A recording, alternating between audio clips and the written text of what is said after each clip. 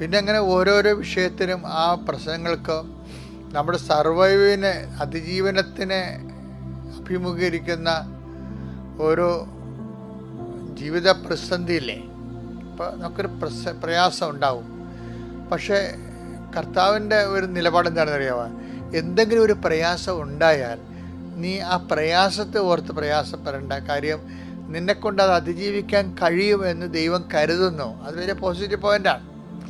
നിനക്ക് ഒരു പ്രയാസമോ ഒരു പ്രലോഭനം ഉണ്ടായാൽ അതിൻ്റെ അർത്ഥം നീ അടിപ്പെട്ടു പോകുന്നതല്ല. അതിനെ അതിജീവിക്കാനുള്ള ദൈവിക ശക്തി നീ ഇതിലൂടെ ആർജിക്കുമെന്ന് ദൈവം പ്രത്യാശിക്കുന്നു.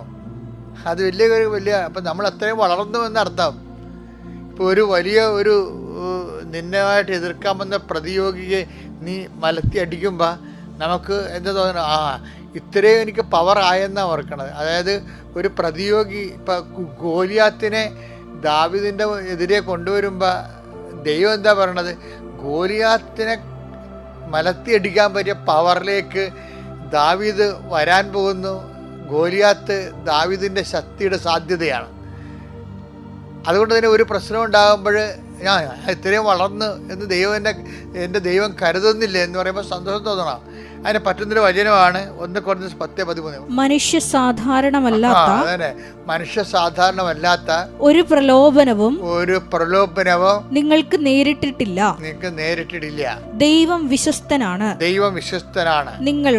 നിങ്ങളുടെ ശക്തിക്ക് അതീതമായ പ്രലോഭനങ്ങൾ ഉണ്ടാകാൻ അവിടുന്ന് അനുവദിക്കുകയില്ല. ഇതാണ് ഞാൻ പറഞ്ഞത്, അവിടുന്ന് അനുവദിക്കുകയില്ല. പ്രലോഭനങ്ങൾ ഉണ്ടാകുമ്പോൾ അവയെ അതിജീവിക്കാൻ വേണ്ട ശക്തി അവിടുന്ന് നിങ്ങൾക്ക് നൽകും.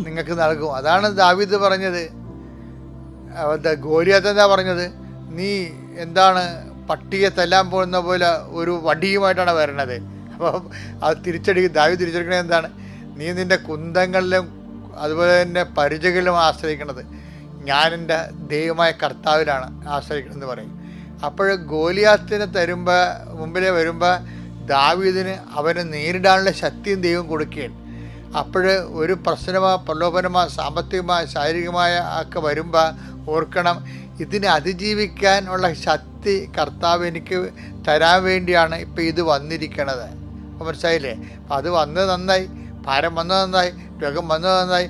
അതിനെ അതിജീവിക്കാനുള്ള ശക്തി തരാൻ